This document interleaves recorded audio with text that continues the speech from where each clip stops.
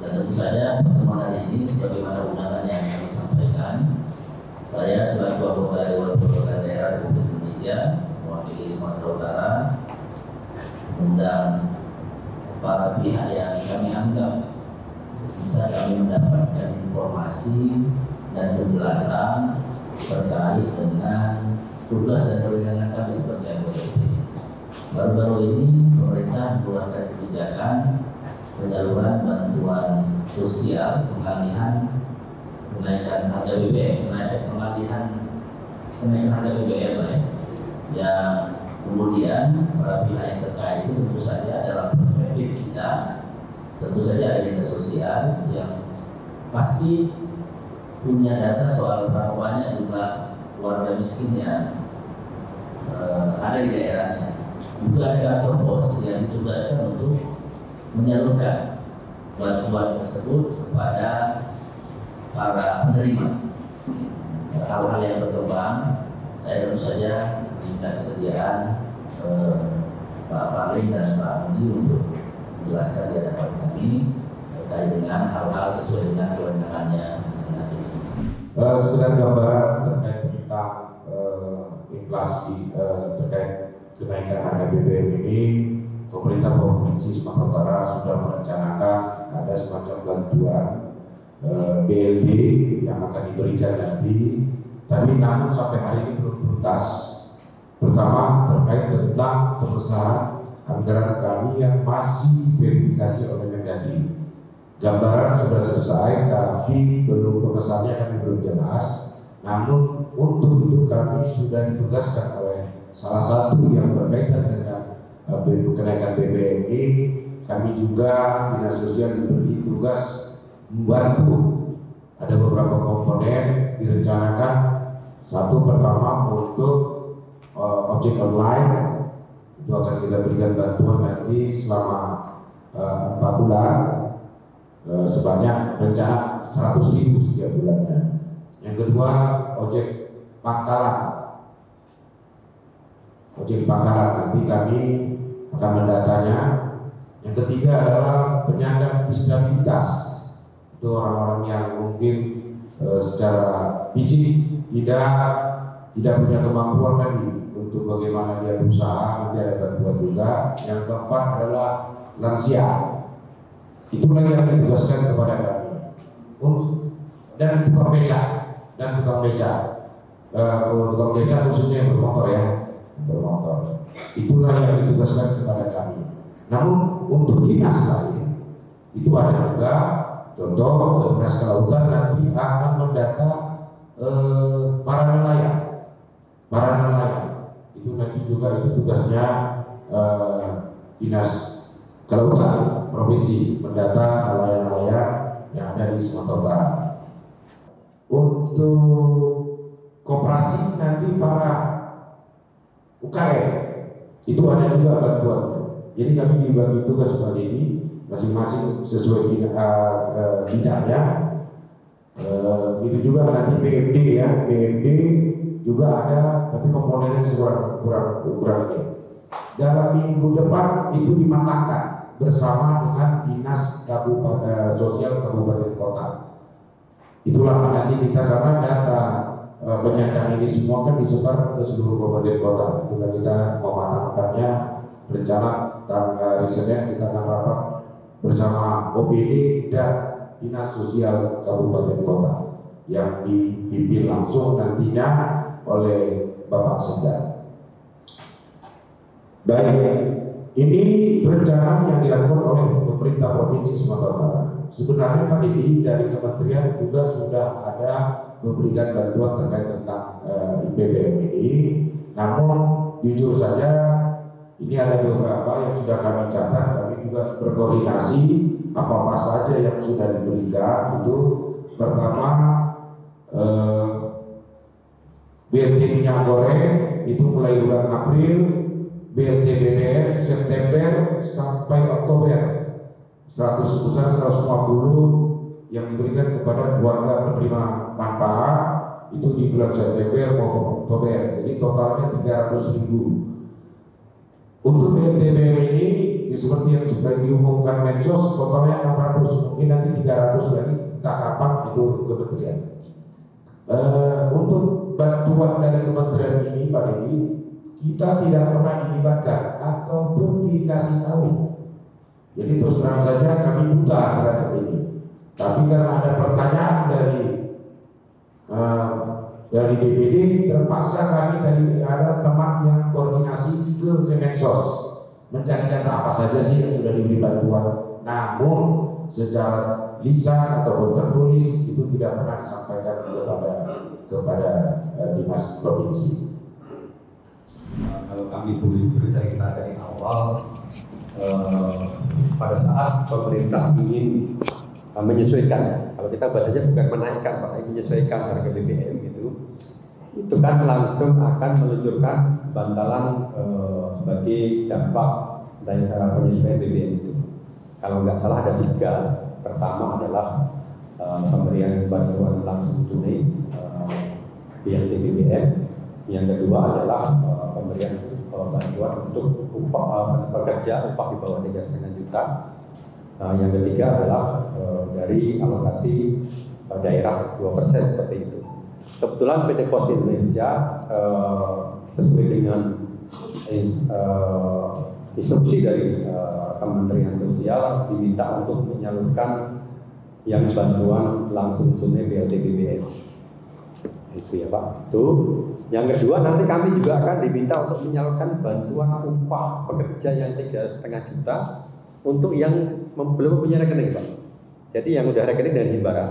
Kami kemungkinan nanti akhir bulan ini akan menyalurkan yang upah 3,5 juta itu sebesar kalau nggak salah 600.000 ya Pak. Itu akan disalurkan lewat PT Pos Indonesia. Cuma datanya kami belum menerima. Tapi kami sudah ada kerjasama dengan Kementerian Tenaga Kerja seperti itu.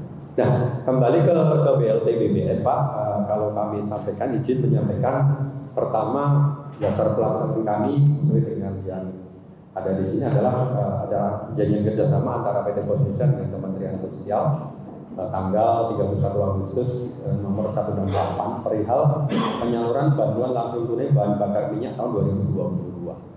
Itu sebagai dasar kami. Yang kedua, surat dari Direktorat Pemberdayaan Kelompok Rentan Kementerian Sosial itu tanggal 12 September mengenai instruksi penyaluran dana program BLT bahan bakar minyak. Yang ketiga adalah surat dari Direktur Pemberdayaan Kelompok Rentan Kementerian Sosial tanggal 15 September. Intinya juga sama karena data itu adalah data penerima untuk BLT BBM.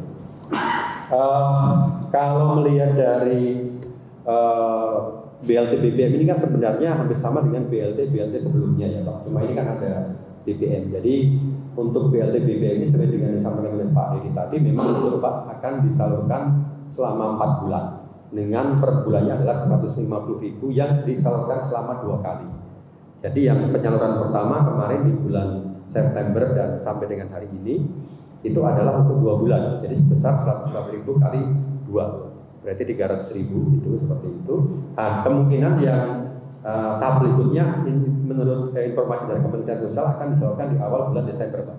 Jadi 600.000 itu akan dibayarkan 2 kali, 300 di bulan September ini dan sampai dengan Oktober, dan yang 300.000 lagi dibayarkan di bulan Desember akhir mendekati akhir tahun seperti itu. Kalau mengenai proses penyaluran di PT Pos seperti apa, dan kami sudah melakukan koordinasi seperti apa yang sesuai dengan pertanyaan dari ini Pak, kami sebenarnya kemarin sebelum ada pengumuman mengenai penaikan BBM itu kan dikumpulkan di rumah dinas gubernur Pak. Kami, Kadinsos, semua unsur musbida baik Polda, terus dari Jaksaan, dari semua dikumpulkan di rumah dinas, Zoom secara nasional dengan pemerintah Pak. Seperti itu dari Kementerian Dalam Negeri, dari Kapolri, dari Kementerian Naker, termasuk juga PT Pos Indonesia diundang untuk mengikuti kegiatan itu. Yang berikutnya kami juga pada waktu kami diberitahukan bahwa PT Pos Indonesia akan menyalurkan BLT BBM ini, kami sudah koordinasi juga dengan Dinas Sosial, Dinas Provinsi. Kebetulan pada waktu itu dengan Pak Tanjung, kami soal ke sana. Beliau juga baru, Pak Sani. Kemudian beliau juga baru, terus dengan Polda kami juga sudah, dengan Pangdam juga sudah, dengan unsur dari pemerintah provinsi juga sudah seperti itu. Jadi itu tahap awal. Memang selama ini memang kami itu selalu tahu duluan, Pak. Kadang Pak Kadisos bilang, "Pak Muji, kami itu terus terang nggak tahu, tapi kok PT PAN sudah tahu duluan," gitu kan. Memang kami instruksinya langsung dari Kemensos, Pak. Jadi kami pun juga kadang agak dalam tanda kutip harusnya kan dari Kemensos baru ke provinsi baru kami tahu gitu kan. Tapi ini kebalik, Pak. Kami yang tahu dulu baru kami berikan data ke Kemensos provinsi gitu ya, seperti itu. Dulu pada waktu kami di Surabaya, Pak. Jadi saya sebelumnya di Surabaya, Pak, di Provinsi Jawa Timur.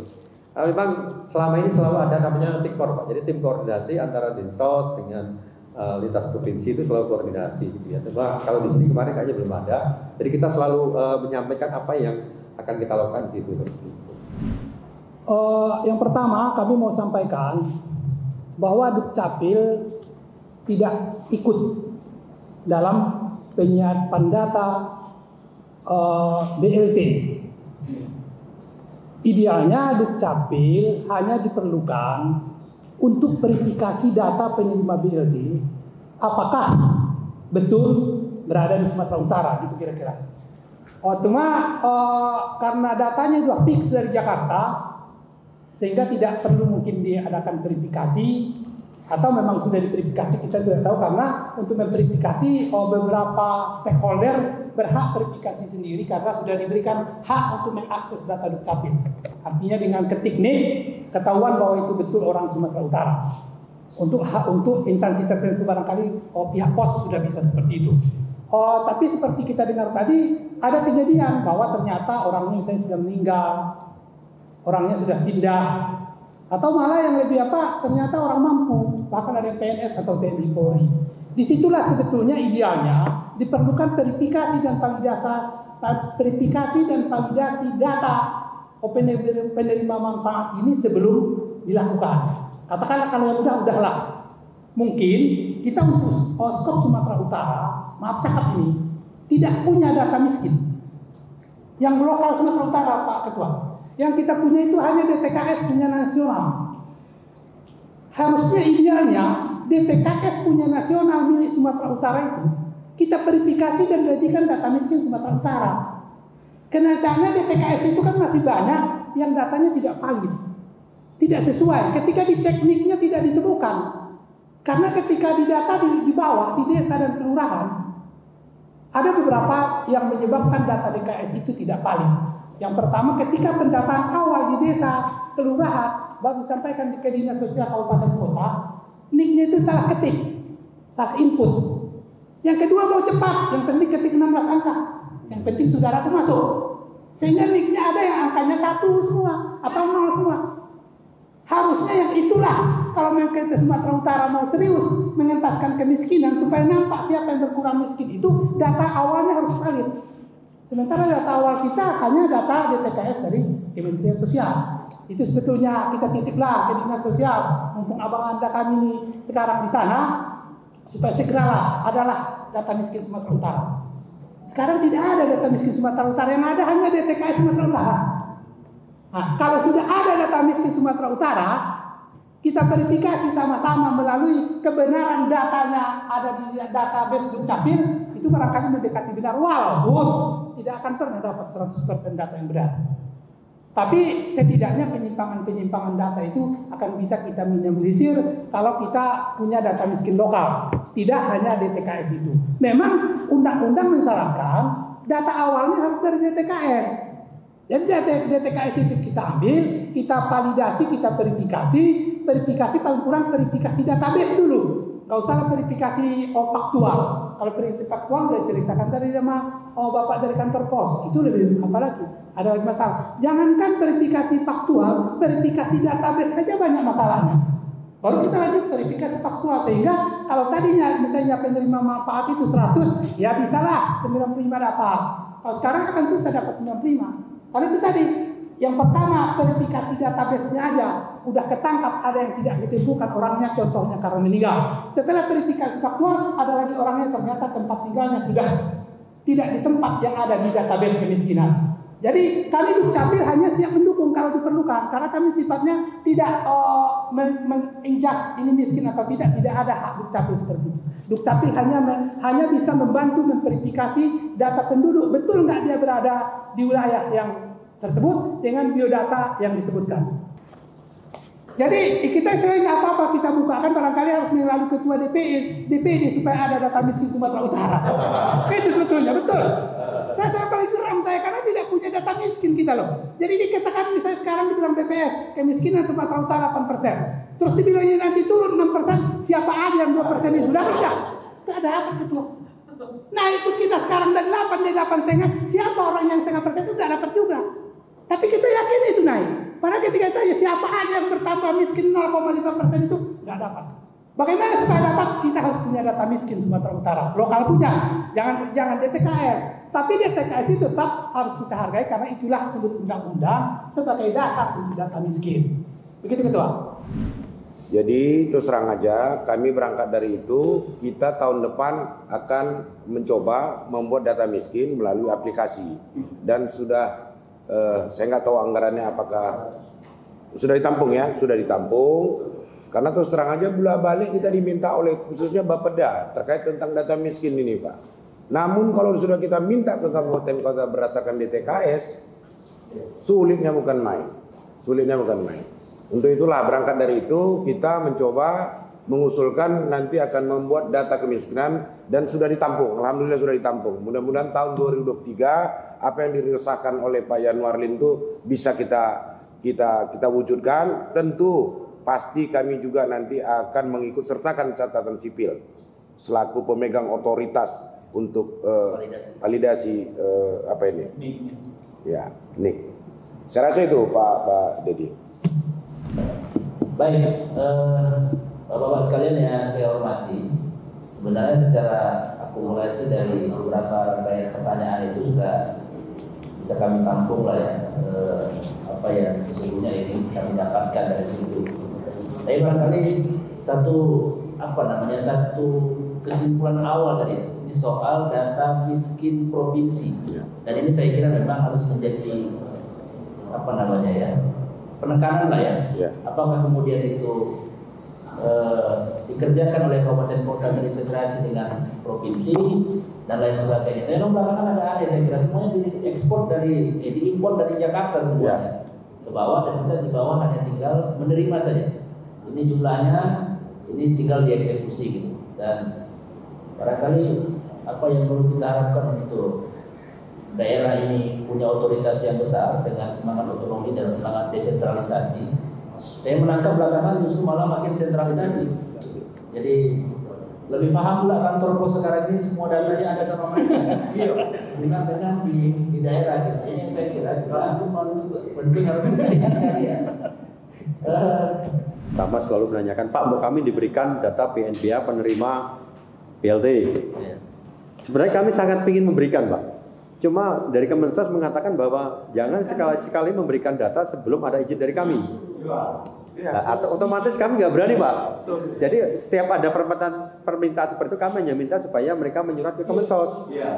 Nah, terus dia bilang, lupa Dinsos nggak bisa menyurat ke Kemensos, berarti harus melalui Bupati atau Pak Wali Kota atau Pak Gubernur, gitu kan? Termasuk Polda pun juga seperti itu, Pak. Jadi pada waktu menulis surat itu akhirnya kita teruskan aja ke pusat, seperti itu, Pak. Tapi biasanya pengalaman kami yang kemarin kami kan selama di Jawa Tengah, Jawa Timur, di NTT dan sebagainya itu rata-rata itu diberikan oleh Kemensos, Pak. Apabila ada surat dari ini. Tapi kan lucu ya Pak, masuk kan pemerintah pusat pemerintah daerah itu kan satu ini ya Pak ya, ada surat bersurat gitu Pak ya. Kenapa nggak langsung dari pusat langsung ke ini? Jadi biar nanti di-cross-check-kan dengan data kami. Jadi Pak, kami yang terima dari Kemensos sekian, dari pemerintah kota sekian. Kalau udah match berarti cocok, bayarkan seperti itu. Tapi praktiknya memang itu nggak seperti itu Pak. Jadi ini mungkin sebagai kami juga sebenarnya pingin aja Pak, pingin berikan, tapi kami udah dikasih ini data kami bukan data PT Pos. Jangan sekali-sekali kamu berikan kepada eksternal. Kecuali kalau di surat permintaan tertulis, itu kita tulis sebut bukan kepada PT Pos, tapi kepada Kemensos seperti itu.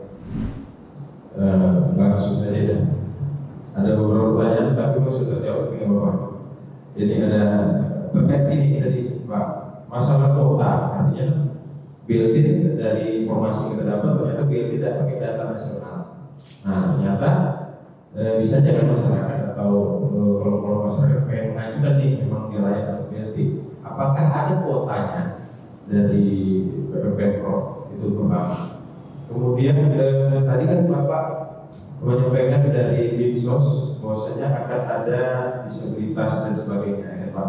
Sementara saya tahu data itu sudah diperbaiki dulu karena saya pernah ikut di dalam seminar dengan PKP UI. Mereka yang melakukan survei didanai oleh Global Fund atau apa dari Belanda misalnya. Itu mereka ada di provinsi. Salah satu provinsi yang survei mereka adalah Sumatera Utara. Ternyata data di disabilitas Pak, ini enggak matching antara langkah dari camat dari atau capil itu enggak matching. Jadi masih jauh Sumatera Utara katanya, belum lagi provinsi lain. Nah, jadi ini memang masalah data di dalam kita. Sementara tadi kan Bapak ada masalah disabilitas. Karena disabilitas rata-rata hasil penelitian mereka, maksudnya mereka itu nggak masuk, nggak pernah dibuatkan hak kelahiran. Karena banyak pemahaman masyarakat di bawah teman-teman disabilitas ini nggak usah sekolah dan sebagainya gitu. Akhirnya aktenya pun tak terurus. Akhirnya akte kelahiran kan benar-benar kakak ya. Sementara kalau tadi kita korelasikan dengan informasi dari pos, kakak juga pengaruh gitu. Nah ini bagaimana data yang akan diinput disabilitas? Kalau saya paham, Dinsos sebenarnya sudah membina teman-teman komunitas disabilitas yang pernah di Galatea Pak. Jadi pernah sering juga ke Dinsos karena di Galatea ngurusin TPS dulu. Nah jadi menurut saya kuotanya bagaimana maksudnya? Dua yang tentang ini ya, kuota PLP dari Dinsos kita tadi Pak, persoalan kita sama. Bahwa data terkait DTKS yang sakit Pak, itu BPK memeriksa itu bantuannya adalah data DTKS yang bukan milik kita. Itu ada kementerian yang punya ini, dan tadi kami sampaikan supaya Pak Senator kita ini bicara nanti Pak Bu Risma ini, agar kami juga bisa mengakses. Padahal ada kebijakan bicara kemiskinan. Bisa saja yang ini sudah ada di PKS, tapi ada juga karena dampak COVID. Dampak COVID itu juga ada juga yang miskin. Terimbas. Satu contoh, dengan masa COVID dulu jualannya tidak laku, banyak imbasnya itu, yang akibatnya miskin. Yang kedua, dampak dari kenaikan BBM. Maka itulah ada kedua kebijakan ini ada. Namun kami kembali lagi dasarnya DTKS. Sementara dulu dia nggak masuk DTKS, tapi karena COVID mungkin dia bertambah. Ini kadang-kadang kami sulit untuk supaya tepat sasaran. Saya kira bagi kita ini semua, termasuk staf-staf di kantor ini, artinya kalau banyak pengaduan datang kemari, kami nggak bisa BPJS, kami dari daerah mungkin dari Medan nggak bisa keluar KTP, nggak bisa keluar ini paling tidak ada solusi juga untuk bisa berurusan dengan Dukcapil, karena barangkali selama hari ini mindsetnya kan masih mindset lama ini. Kadang-kadang begitu, mau pindah, urus desa sana, bawa kemari, ya kan? Lebih mahal lagi ngurus pindah daripada biaya sekolah kan? Saya kira terima kasih nih Pak Parlin Utagaol atas kehadirannya, banyak sekali informasi terkait dengan tema kita hari ini. Mudah-mudahan BLT ini udahlah cukup sampai 2022 ini saja, tapi yang ke depan ini diganti dengan yang betul-betul bisa mensejahterakan rakyat. Kalau BLT ini kan stimulan darurat saja, instan. Yang paling penting itu sebenarnya semuanya bisa murah, semuanya bisa murah, mudah, dan terjangkau oleh masyarakat kita. Barangkali demikian, Pak Yanuar, terima kasih dari Dukcapil atas atensinya. Pokoknya keluarga awak juga dari kampung. Terima kasih Pak Muji. Insyaallah sehat-sehat, sukses selalu memimpin PT Pos Medan. Amin. Mudah-mudahan betah juga di Medan. Iya Pak. Ya. Baru 4 bulan nih Pak. Baru 4 bulan ya. Insyaallah. Barangkali terima kasih kita semua. Kita tutup acara rapat kita hari ini dengan ucapan alhamdulillahirabbil alamin. Assalamualaikum warahmatullahi wabarakatuh. Waalaikumsalam.